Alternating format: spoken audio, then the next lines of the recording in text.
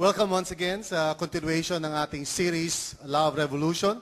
And we have been talking about this idea, revolution, ibig sabihin, change, all right? And not through bloodshed, not through weapons of warfare, but through the love of God. And subtitle natin, Rethinking What is Best in Life and in Relationships, because I want us to broaden our understanding po tungkol sa love. Because I know, of course, pag sinabi nating love, immediately we think about marriage, we think about, family and all of that. Totoo yun, that's where love should be talaga. But love is also very much needed in the body of Christ. Amen? Ito, minsan naisip ko, how many of you have been into a store or whatever, tapos yung merong parang frame na gano'n, tapos pag pumasok o tumutunog, pag meron kang mga daladalang mga deadly weapons, How many of you have been through that kind of experience? Yung parang frame na gano'n, parang pintuan, and then when you enter, may tumutunog, right? Okay, yung sa mga gwardiya, di ba may hawak silang gano'n, right? What if may gano'n kaya sa church, Yung bago ka pumasok, if there's any kind of parang hatred in your heart, tutunog siya. Toot! Right? Okay, pagpasok mo sa church, pag medyo parang wala kang love, pagpasok mo, iilaw agad. Toot! Toot! Toot! Well, that's a good idea, I think. But anyway, so totoo lang, this is something that is so needed in the church more than anything else. Of course, needed niya kahit saan. But dito sana, I pray na as a people, we begin to change and be transformed through the Word of God. As we begin to understand itong pinag-uusapan natin about love. Okay? Dapat wag lang natin isipin yung love in terms of romantic love, but even more so, dapat isipin natin love in terms of you, my brother, my sister in the Lord, God's people, God's leaders, and all of that. Lahat ng dynamic na yun, that's where really love should be. You know why? Because God is love. Come on. Amen? Kasi nakakaya naman if we tell people that, oh, kami, look at us, we're born-again Christians, pero look at us, the way we hate each other. Parang hindi yata bagay yun. Di ba? So, ang greatest testimony talaga natin sa mundong ito is yung by the way we live. And sabi sa Bible, it should be characterized by love. Now, we are looking at 1 Corinthians 13. Just 13 verses, powerful verses. Okay? At sabi ko sa inyo, if you look at it very carefully, it is structured in 3 parts. Okay? Parang sandwich. Verses 1 to 3 talks about, the importance of love. Also, verses 8 to 13. Ganun din. And sa gitna, yun yung pinaka-palaman. Alright? Now, the first Sunday in this particular series, I told you na ang talagang katibayan, in other words, parang, kumbaga, ISO, Certified Christian, katibayan na ikaw is Spirit-filled, alright, is that bawat isa sa atin, all of us here are loving people. It doesn't really matter kung gaano kalalim ang knowledge mo sa Bible. Doesn't matter kung mga manifestations meron ka. I don't care kung sinasabi mo na you can see visions or you can prophesy, you can speak in tongues. If you have no love, you are nothing. Amen? All right. Oops, we're having some technical problems here. I hope it can be resolved soon. By the way, praise the Lord, we were able to change all yata, lahat ng mga kordon natin. All right? Praise God. And this week, we're going to change our PC. Amen. So, don't change me. All right, just the cords. But anyway, I don't know what's happening there. So somebody's tinkering with something below. Anyway, let's continue now. Last Sunday, we asked the question, what is love? Okay? And we focused muna dun sa positive answer to this. And we said na love is what Jesus would do if He were you. Remember what I said, yung context ng 1 Corinthians 13. Ang context nito is, conflict. In fact, that's where we can really find out kung meron bang love sa puso natin o hindi in the midst of conflict. Are you listening? I really don't know if you have love in your heart kung okay lang naman lahat ng situation. Anybody can easily love pag maganda yung sitwasyon. It's when things are not going the way we want it, pag may conflict, pag may misunderstanding, that's when love really begins to be tested. Meron ba talaga o wala? Alright? And so we discussed this last week, and I told you na one important guideline na pwede mo magamit for you para malaman mo na how to respond lalo na pag may conflict is simply to think about this. What would Jesus do in this particular situation? Let's say may conflict ka sa wife mo, may conflict ka sa husband mo, may conflict ka sa mga anak mo, may conflict ka sa office, may conflict ka sa church. Kasama mayroong misunderstanding. Okay, how would you know what is the loving thing to do? Well, very simple. Just ask, what would Jesus do if he were in my situation? Amen? Alright, so it's a very simple thing. So, from there, we continue on, kasi sabi ko sa inyo, hindi natin kayang pag-usapan lahat ng laman ng verses 4 to 7, kasi it's just full of insight. So, we ask a follow-up question, what is not love? That's a weird question, diba? What is not love?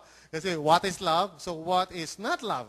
Meaning to say, how would I know, let's say, kung yung iniisip ko, o yung binabala ko, o yung ginagawa ko, is no longer in line with the love of God. Okay, kahit saan man yun, right? It could be in the church, or it could be at home, o sa marriage mo, or sa school, meron kang kinaiinisan, o may teacher na hindi mo gusto, or whatever. Di ba? What is not love? How would you know that you're already going beyond the parameters na sinet ng Panginoon about love? Meaning to say, ano mga senyales o palatandaan na, hey, you are now no longer living a life of love. You are now living a life na hindi consistent sa character of the Lord. Because remember this, I hope you have heard me before, I said this before, I say it again. Ang goal ni Lord sa atin is really to transform us into the image and likeness of Jesus. Right? Now, why is He doing that? Because Jesus is the image of God. And why is that important? Well, kasi yun ang purpose naman talaga ni Lord sa atin originally. No? He created us to be in the image and likeness of God. But because of sin, pumasok sa eksena, that's why tayo, we no longer reflect the character of God sa buhay natin. Amen? But good news, God is committed in changing us and transforming us. Amen po ba? Alright? And that's what He's doing in your life right now. Hindi mo lang napapansin. He's using all kinds of things. Even right now, yung sermon na to and even yung circumstances mo, ginagamit ni Lord lahat yan to slowly transform you day by day if you cooperate with God. Amen? If you're obedient, if you're cooperating with God, darating yung time, unti-unti, the fruit of the Holy Spirit will be seen in your life. Amen? So the question now is, okay, how do I know na medyo parang saliwa na o hindi na consistent sa character of God, yung aking mga iniisip o aking mga ginagawa? That's what we're going to talk about today. Amen? So let us pray. Let us pray and ask the Lord for His blessing. Father, in Jesus' name, may we ask you right now to teach us and help us to understand your word. Hayaan mo, Panginoon, na maging malinaw nga po sa puso namin. Ano nga po yung mga parameters, ano yung mga guidelines.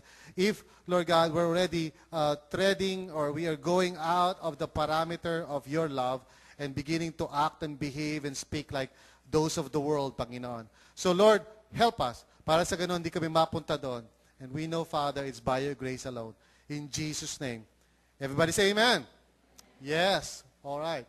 So, 1 Corinthians 13, 4 to 7. Let's now look at those verses that highlight, in a negative way, pero at the same time, it's positive actually, kung titingnan natin. Pero Paul is approaching it from a negative perspective. He's using the word not. Not, okay? So he says, what is it? Of course, love, right? Love does not what? Envy. What is envy? Envy is yung feeling mo na parang naiisaan ka, o yung feeling mo na parang naagrabyado ka, o yung feeling mo parang yung kabilang tao is getting more favor, unfair, feeling mo unfair, right? Now, that may be true in some cases, siguro parang meron naman talagang unfairness. But how do you know na minsan parang, you're going outside the love of God? Pag meron daw envy na sa heart mo, that means hindi ka na pumapayag na parang somebody will have a greater advantage than you. Right? Let me give you some illustrations of this. It always happens sa atin. It happens to me. It happens to you. Alright? For example, ilan sa inyo na meron kayong kilala na medyo tinaasan kayo ng bosses one time? Don't look at the person. Just asking. Meron ba sa inyo parang tinaasan ka ng bosses? Tinarayan ka. Alright? Now, what is your immediate reaction nung tinarayan ka o tinaasan ka ng bosses? Patarayan mo rin, right? Right? So, tataasan mo rin ng boses mo, right? And then, pag tinaasan mo yung boses mo, ano gagawin niya? Tataasan din niya yung boses niya, di ba? Kasi hindi siya papayag, right? So, ikaw rin hindi ka papayag. Papaapi ako, no? Ganun lang yun, di ba? Di ako papayag na. So, tataas ka rin ng boses. And you know what? If you continue to be in that kind of mindset, na parang hindi ka papalugi, na hindi ka papayag na ikaw ay maagrabyado, alright? Kailangan mas nakakaangat ka. Kailangan hindi ikaw ang api. What is that? That's envy. That means you don't want another person to have a better situation than you. Kaya pag ikaw ay nasaktan, mananakit ka rin. Hello? Probably you were not thinking of that along the lines of envy kasi iniisip mo siguro pag may nagdaang may kotse parang, ay sana gano'n din yung kotse ko. Sana may kotse ako. Kapag may naglabas ng cellphone parang, ay sana may cellphone din ako. That's not what really envy is all about. That's an envious thing. Pero beyond that, what Paul is really saying this is that parang ayaw mo magpapaagrabyado. Ayaw mo na parang ikaw yung parang lugi. Kailangan pantay lagi ang sitwasyon. Now think about this. In the world, of course, yun ang mindset di ba? Sasabihin lagi ng mga tao, huwag ka magpapapi. Di ba? Tumayo ka. Di ba? Sabihin mo kung sino talaga, kung sino ang boss. Di ba? And so, maybe in the world, that's okay. And that's why walang peace sa world. Because nobody wants to humble down. Nobody wants to say na, sige, it's okay. Sige, sa'yo na. It's alright. Di ba? Because everybody feels na meron siyang karapatan dapat, and everybody feels na hindi pwedeng merong isang tao na mas higit sa akin. Alright? Pwede ako maghihigit sa kanya. Hello? Pero hindi pwedeng siya maghihigit sa akin. So this is basically what envy is all about. We're thinking in terms of, well, alangan naman ikaw lang. Di ba? And so, alangan naman na ikaw lang ang meron ganoon. Ako rin. And in the church, this can be like, it can be very subtle. For example, ba't siya lagi kinakausap ni Pastora Gina? Dapat ako rin.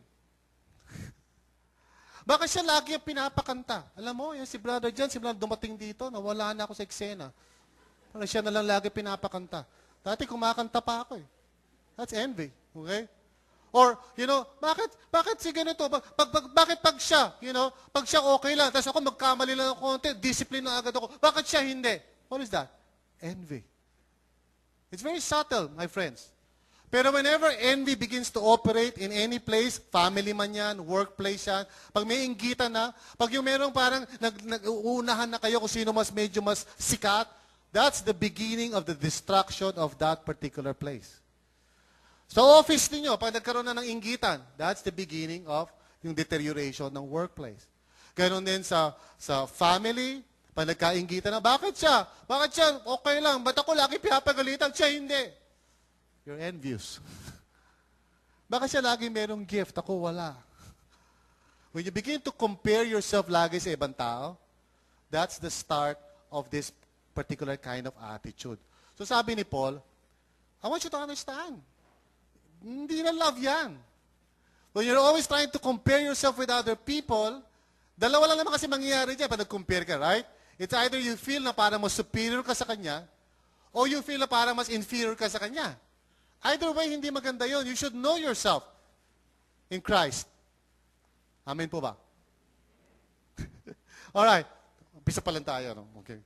It does not envy. So, kung love talaga yan, okay lang sa'yo, even if the other person may have an advantage over you. Can you do that? Okay? Okay lang na parang siya'y nakakuha ng reward. Okay lang na siya yung pinalakpakan. Okay lang na siya yung parang binibigyan ng pabor. Okay lang kung di ako napansin doon sa mga ginagawa ko. Okay lang kung walang nagpasalamat sa dami ng sakripisyo ko dito. Okay lang. Alright? Because that's what love is all about. Sabi niya, it does not boast. And the second word looks confusing. Sabi, it does not boast, and then it is not proud. Isn't that the same thing? It does not boast, it is not proud. Actually, these are two different concepts. Mahirap lang i-translate sa English. Pero in the Greek, if you're a Greek person, you would understand the difference. Kasi yung unang word, boast, is verbal.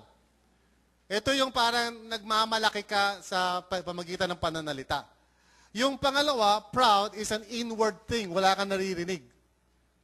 So you can actually be proud, pero not being boastful. Hindi ka nagsasalita, pero feeling proud ka deep inside your heart. Diba? Now, of course, if you are boastful, usually proud ka na rin, no? O arrogant ka na rin at the same time, right? Now, ano ba mga manifestations ng pagiging boastful? Now, again, very subtle yan. Siguro baka di mo naiisip na you're boastful, right? Pero whenever you begin to just parang say na parang, ako, hindi ako katulad ng ibang tao dyan. Ako, alam mo ako, mabuti akong kaibigan, pero masama akong kaaway. You're boastful, right? Sa amin, kami, as a Christian, hindi na namin ginagawa yung mga ganyan. Ewan ko ba sa inyo, kayo mga idolaters?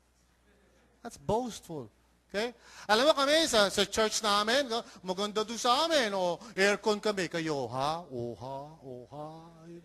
That's boastful. Alright? Basta ako, lagi ako nagpipray. Kung nga dyan, di ka nagpipray. These are all boastfulness. Nakikita yan sa words mo. And whenever you begin to parang highlight more of yourself, kanina parang feeling mo yung ibang tao na-highlight eh. Pero when you're trying to highlight yourself, parang sinasabi mo, ako nga eh, lagi nga ako nagsasakripisyo eh. Kayo, ano ginagawa nyo? Nanonood lang kayo ng TV. Samantalang ako, halos mamatay na ako. Hindi man lang kayo, hindi nyo man lang ako isipin. You're highlighting yourself. Okay? Pag dumating ka sa bahay, tapos yung mga tao parang nakahilata lang doon, tapos nakita mo punong-puno na yung lababo ng mga hindi nahugasan na pinggan. Ano ba kayo? Gusto niyo ba ako mamatay? Hindi niyo ba alam na ako lang ginagawa ko ng lahat para buhayin kayo? Again, you're highlighting yourself. You're saying, I am such a martyr. Kailangan gumawa kayo ng statwa para sa akin at ilagay niyo sa EDSA. Because I need some importance. I need some priority. I want you to acknowledge me. So you can be boastful. And then you can be arrogant. Now, arrogance is very hard to determine kasi nasa puso yan yung arrogance eh. But there are some manifestations of that. For example, hindi ka makorek. When somebody says to you na parang, ganito yung nakikita ko sa iyo, parang hindi mo nire-reject. Hindi ka nagsasalta, pero hindi mo tinatanggap rin. You're arrogant. Another kind of arrogance ay yung ayaw mo humingi ng tulong, bagamat kailangan mo naman. Somebody comes up to you and says, nga pala, tulong ko. Hindi. Kaya ko, wala lang, okay lang. Hindi, ito, tulong. Hindi. Pero ang totoo mamamatay ka na. You're just arrogant. O kaya yung pag may conflict, sasabihin sa'yo, kausapin mo naman si ganito kasi balita ko may conflict kayo. Ha? Ako wala eh. Ewan ko sa kanya. Ha? Baka sa kanya. Ako wala. Wala akong problema sa akin. Bakit? Ha? You're arrogant. You're not willing to face up to the reality na maaaring may mali ka rin. And parents, usually we're arrogant, okay? Parents, kasama ako dito. You know why? Kasi sometimes, hindi natin matolerate yung pagkakamali ng mga anak natin. Have you noticed that? Pag medyo, meron silang nagawa na hindi natin gusto, halimbawa, dumating sila sa bahay, lalo ng mga anak na maliliit, darating may sugatan. Bakit ka nasugatan? Bakit kasi tumatakbo ka na? Toing! Okay, natapon yung pagkain, nabuhos yung natapos yung soft drinks sa ano ba naman kasi yan? Hindi ka ba pwedeng uminom ng simple lang? You know what you're saying? Nung ako'y bata pa, hindi pa ako nakatapon ng Coca-Cola sa buong buhay ko. Hindi katulad mo. Okay? There's so many children right now growing with very low self-esteem simply because yung family environment is so negative. Always lagi naghahanap ng perfection. There are a lot of children right now. In fact, there are some children almost at the verge of suicide because feeling nila wala sila magawang tama. Because parents are so arrogant. Including me.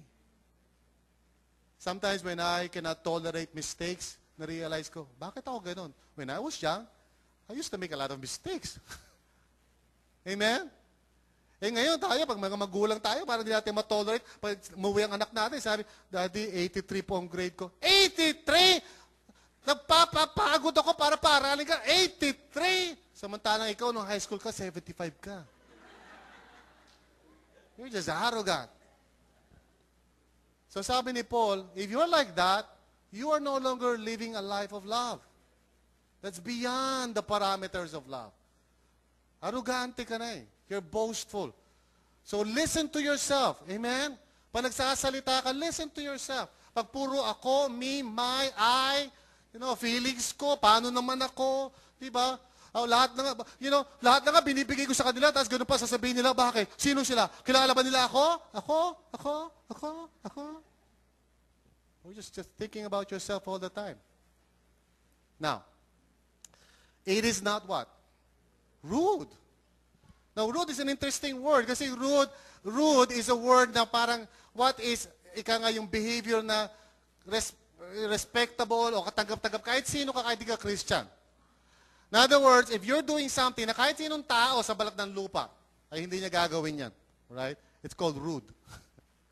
It could be, for example, ako, I'm guilty of this, and sometimes medyo wala ako talaga sa ayos, I would confess, and that's why I need God's grace and forgiveness lagi, okay? Because sometimes I'm rude, okay? Ano ba yung mga manifestations ng rudeness? Yung parang medyo, walang galang or, hindi mo nirerespeto yung mga tao. One time we went to Dumaguete, kasama ko yung buong family ko. And, siyempre, mga Manileño tayo sa Dumaguete, ganun Dumaguete, di ba? And then we went to this particular mall. And I was with my children, alright? Pagpasok ko doon, talagang labas sa bibig ko talaga. Hindi ako nag-iisip, sabi ko, mall ba ito? Parang sari-sari store to. And without really thinking, suddenly yung anak ko nag-aalisan, hindi ko daddy yan, hindi ko kilala yan. So yung wife ko, malis, parang naiwan ako sa gitna ng lobby. Sabi ko, bakit? Anong problema, Sa isip ko kasi, di ba, pag sinabing mall, Mall of Asia, Mega Mall, di ba? Festival Mall. Pero yung pinuntahan namin sa Dumaguete, mall. Parang ang liit hindi ba? Parang tinda lang nila isang safeguard, So, out of rudeness on my part, bigla lumabas sa bibig ko yung ganun parang nakakasakit na we do this all the time. We're rude. Lalo na pag medyo nakagaan ang loob mo na yung tao. Have you noticed this? Kasi pag yung tao baguhan lang, di ba?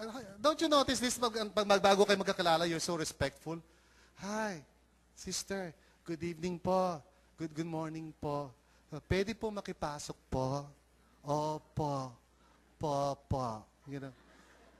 Pero pag nagkagaanan na kayo ng loob, notice na parang wala ka ng pakialam kung nakakasakit ka at nakaka-offend ka. That's what happens sa mga married couples after a while. Kasi they're so used to each other, minsan, kung magpakawala sila ng salita, they don't care how the other person feels. Ganon din sa mga pamilya, mga magulang sa mga anak. Because, siyempre, lagi kayo magkasama araw-araw, minsan di mo na nakakalculate yung words mo really hurt. Yung mga magkakaibigan dito sa RLCC, minsan binabasa ko yung mga postings. They're so rude toward one another. No more love. Kasi magaan ang loob nila di ba? So they can just say, ganito, ganyan ka, laki ng ilong mo, laki ng tenga mo, ganito ka. And maybe it's funny, but it's rude. And it's no longer loving.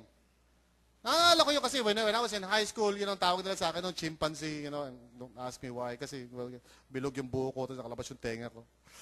Really ugly. But anyway, tawag nila sa akin ng chimpanzee. So yung kaklase ko, tawag ko naman unggoy. Ewan ko anong difference ng chimpanzee and unggoy, pareho lang kami, right?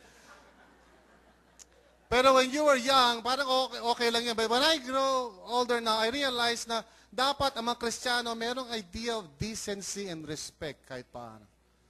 And I don't really care kung sino, hindi mo naman kailangan maging Christian para maging respectful sa kapwa.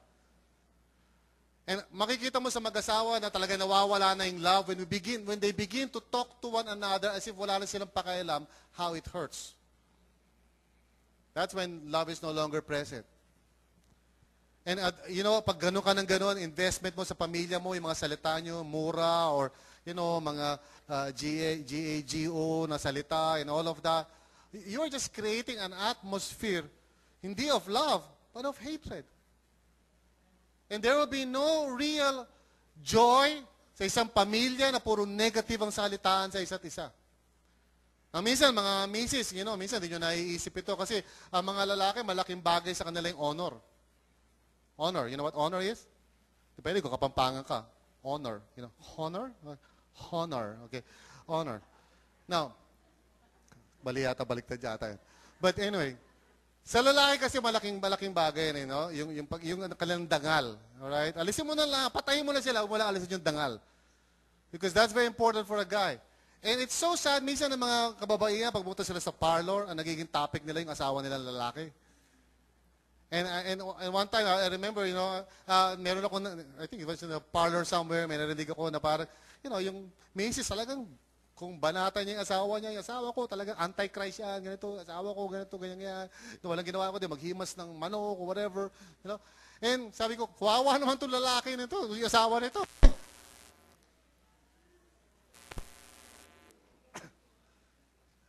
Kawawa naman yung asawa or yung ano, di ba? And then sure enough, after a while, pumasok yung lalaki. Tahimik lang sa parlor. Now, all right, so nawala. Okay, so what do we do here? Okay. Where's my Bible?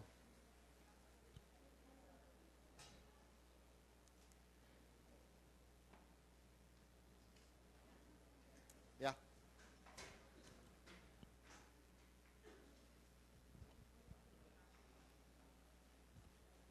All right. So, thank you for this microscopic Bible. I hope I can find the verse. Ayan. Okay, so, it is not rude. And then sabi sa verse 5, it is not self-seeking. What is self-seeking? Ibig sabihin yung lagi mong binibigyan ng halaga would be yung ikaw, yung favor sa iyo, yung advantage mo. You know, years ago, nauso yung eat all you can salad sa Wendy's. How many of you have experienced that, di ba? Boy, talaga naman, pag thank you. So, talaga, laki nito parang asa na ngayon? Alright. So Wendy's, naalala ko pag pupunta ka nung araw, nung high school kami, high school pa ba yan? Matagal na yan eh. Yung mga tao, pag sila ay magkukuha na ng salad, talaga naman kinakarir nila, mga kapatid. Talagang pinagpaplanuhan, as in talaga nila, lagyan pa ng pader. Okay, di ba? Tapos pupunuin nila ng salad yun, sa katakawan. You know? Wala silang iniisip na parang, wow, ang init Ano to? What happened? Alright. So, okay lang, tiisin nyo lang So, sabihin mo sa katabi mo, mainit ba ang pag-ibig mo sa Panginoon? Kasi ito na yun di ba? Kailangan maging mainit. Oh, there you go. Alright. Thanks. Alright. Good. So, not self-seeking, alright? And ibig sabihin, hindi yung sarili mo laging hinahanap mo na magkaroon ng advantage. It is not easily angered. Now, of course, again, I'll talk about parents kasi minsan ang mga magulang, konting bagay lang, galit na. Di ba? Parang may mga gift of speaking in tongues ang mga nanay at tatay. Kung ano mga sinasabi, maliit na bagay, konting anong bagay lang, may konting nagwawala na sila. So, it is not easily anchored. And then it keeps no record of wrongs. Now, a lot of people don't understand that particular part of this verse. Akala nila, ang ibig sabihin ng does not keep a record of wrongs, yung parang may nagawa sa iyo yung tao, tapos hindi mo patawad, so tagal-tagal na, parang iniisip mo pa rin yung kasalanan niya. Di ba? That's what we think. But what it means, it's an accounting word actually. It's an accounting word. Nang ibig sabihin, it does not keep a record of wrong. Ibig sabihin, accounting ito Pag nilagay mo sa accounting, hindi mo siya ilalagay doon sa debit, ilalagay mo siya sa credit. So ito, this word means ilalagay mo siya sa debit. Let me tell you what it means, okay? Let me illustrate that. Ewan ko kung naranasan nyo na to. Somebody says to a person, uy, alam mo, ang sarap ng luto mo. Kasi sagot niya, bakit yung dati hindi masarap? You know what I'm talking about, di ba? Uy, alam mo, ang ganda mo ngayon Bakit? Dati hindi ako maganda. Ano ba naman? Lahat lang ng bagay may mali siya.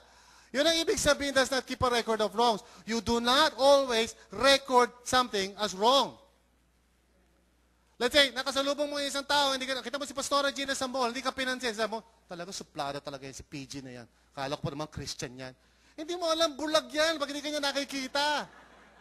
Miskin na ako nga, hindi niya ako nakikilala sa mall Kailangan ilapit ko pa yung sarili ko, hi.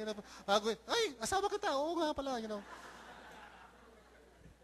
Some people don't notice. O kaya, when I say no, for example, to some people, minsan na-offend. You know what?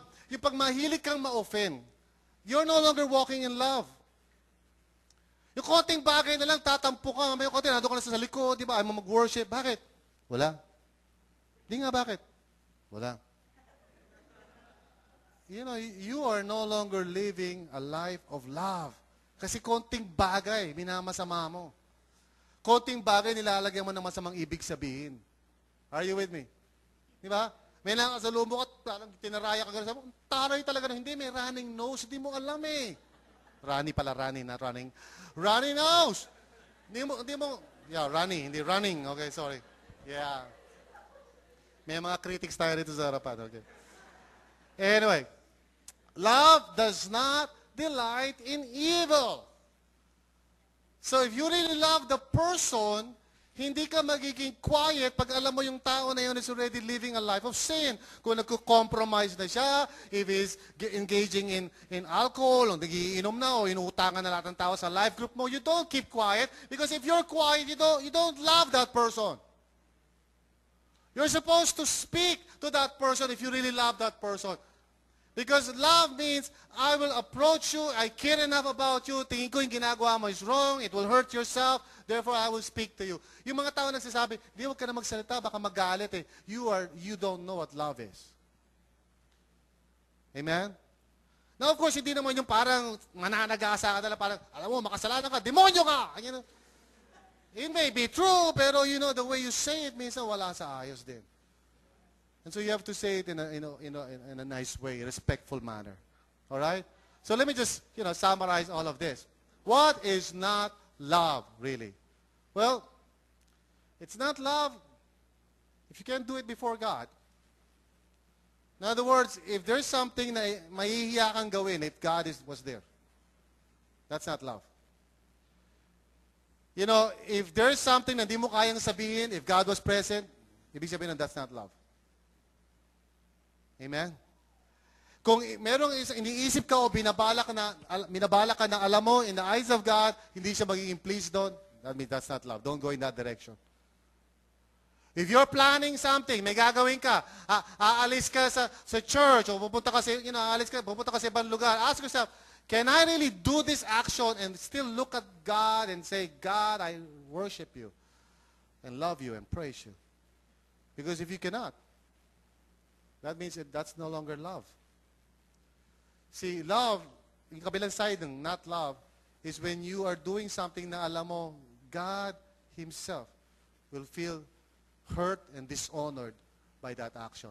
Remember si Paul, when he was trying to persecute the early church, he was on the road to Damascus. Yun na yung huling-huling road niya ng persecution. He was stopped right on the tracks by Jesus Himself. Kinonfront siya and sabi sa kanya ni Jesus, Saul, Saul, why do you persecute me? Now, up to that time, he was just persecuting people. Mga human beings. But Jesus comes to Saul, si Apostle Paul, Saul pa pangalan niya, kinonfront siya ng Spirit of Jesus, sabi ni Jesus, Saul, why do you persecute me? And here's what the Lord is saying then in many ways sa atin. What you do unto others, you do it unto me. So think about it. Bago ka magsalita ng gano'n sa anak mo, bago ka magsalita ng ganito sa ka-member mo sa church, bago ka gumawa ng isang bagay, would you really be able to do that if God was present? Amen? So that's why I don't understand yung mga tao, alright? Na gumagawa ng mga bagay-bagay, and then they say, I love God, and then they, for example, divide the church, and they hurt people, or they form into groups and factions para magkaroon ng laban-laban sa church. I don't understand that. Because yung ginagawa mo na gano'n, you cannot do that in front of God. Because God does not smile at those things. God is hurt by those things. So, stop and think before you act. In fact, yun ang measurement ng maturity, mga kapatid. From the time na merong trigger event to the time of your reaction, maturity is simply this. May time lag. Listen carefully. Malalaman pag immature ang isang tao eh. May trigger event, something negative, and then react siya agad. That's an immature person. Okay? A mature person, merong trigger event, may something negative, something di maganda, pero he does not act agad. He thinks about it. And he weighs the options. And then he does what he knows is pleasing to God. That's a mature person. Amen? So, it's not love if you can't do it before God.